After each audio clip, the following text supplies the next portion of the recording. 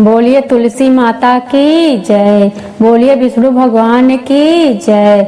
आज मैं आपके बीच तुलसी माता विष्णु भगवान जी का भजन लेकर आई हूँ। भजन अच्छा लगे तो हमारे YouTube चैनल को लाइक, सब्सक्राइब, शेयर, कमेंट कीजिए। धन्यवाद। बोलिए तुलसी मैया की जय, बोलिए विष्णु भगवान की जय। जो आंगन में तुलसी लगाता है वो श्री हरि का हो जाता है। जो आंगन में तुलसी लगाता है वो श्री हरि का हो जाता है। जो आंगन में तुलसी लगाता है वो श्री हरि का हो जाता है। वो श्री हरि का हो जाता है, वो श्री हरि का हो जाता है। जबे मेरी तुलसा उगने लगी है, जबे मेरी तुलसा उगने लगी है, उगने लगी है, उगने लगी है, उगने लगी है, उगने लगी है। एक लोटा जल जो चढ़ाता है वो श्री हरि का हो जाता है।